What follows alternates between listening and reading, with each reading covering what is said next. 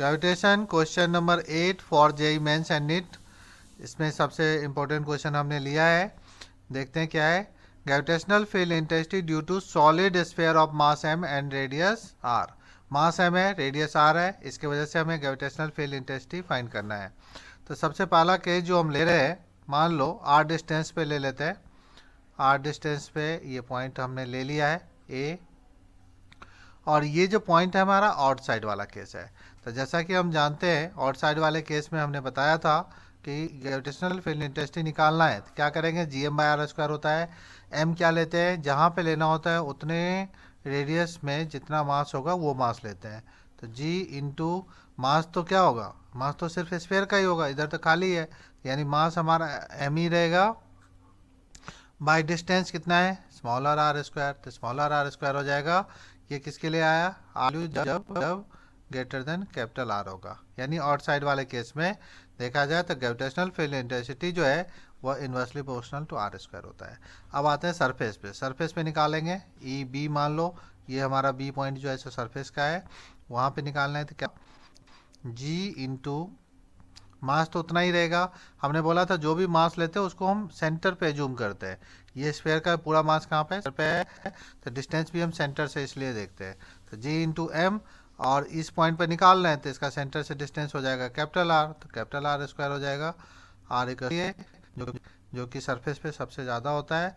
सबसे इम्पोर्टेंट इसमें केस होता है सी, यानी इनसाइड वाले पॉइंट पे। मान लो जैसे यहाँ पे सी पॉइंट है, इस पर हमें ग्रेविटेशनल फील्ड इंटेंसिटी निकालना है तो क्या करेंगे, हमें जितने डिस्टेंस पे निकालना है उतने रेडियस का हम स्फीयर एज्यूम करेंगे।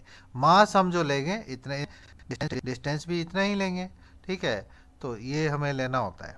अब देखते हैं, ये स्मॉल r मान लो यहाँ से यहाँ का डिस्टेंस लेंगे तो क्या हो जाएगा, फार्मूला में क्या हो जाएगा बोलो, g इंटू मास। अब इस बार मास चेंज हो जाएगा, m' मान लो बाय डिस्टेंस का स्क्वायर। तो डिस्टेंस सेंटर से सी का कितना है, स्मॉल r मान लो, तो स्मॉल r² हो जाएगा यहाँ पे r के लिए। तो समझ में आ गया होगा। अब यह है कि मास की वैल्यू कैसे निकालेंगे। मास की वैल्यू निकालने के लिए हम क्या करेंगे, सोचो पूरे स्पेस में कितना है, 4/3 πr³।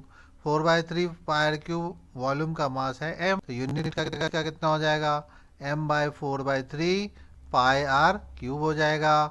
अब छोटे स्पेयर का वॉल्यूम ले लो, यानी 4/3 पाई स्मॉलर r³ का कितना हो जाएगा, तो ये हो जाएगा m/4/3 पाई r³ इंटू 4/3 पाई स्मॉलर r³। तो 4/3 पाई तो कट जाएगा यहाँ पे, यानी यहाँ पे जो मास आ जाएगा कितना आने वाला है, g इंटू मास हो जाएगा m/r³ बाय R³।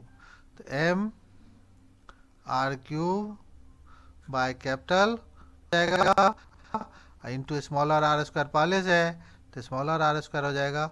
r² से क्यूब को कैंसिल कर दो तो फार्मूला आ गया gmr बाय r³। यानी यहाँ पे ध्यान से देखें तो स्मॉलर r ऊपर में आ रहा है, यानी ग्रेविटेशनल फील्ड इंटेंसिटी जो है वो क्या हो जाएगा इस केस में, directly proportional to small r। तो इनसाइड वाले पॉइंट पे ग्रेविटेशनल फील्ड इंटेंसिटी जो है वो directly proportional to small r होगा। अब ये ग्राफ प्लॉट करूँ तो gravitational field intensity versus distance का, तो इनसाइड वाले पॉइंट पे क्या है, डायरेक्टली प्रोपोर्शनल है, तो डायरेक्टली प्रोपोर्शनल हो जाएगा, सेंटर पे 0 हो जाएगा। सेंटर पे निकालने के लिए हम क्या करेंगे, स्मॉल r को 0 पुट कर दो तो ये आंसर आ जाएगा 0। तो ये 0 हो जाएगा, सरफेस पे सबसे ज़्यादा होगा, और साइड वाले पॉइंट पे देखो इन्वर्सली प्रोपोर्शनल। तो ये ग्राफ इस तरीके से वेरी करेगा, इस तरीके से ये ग्राफ प्लॉट हो गया।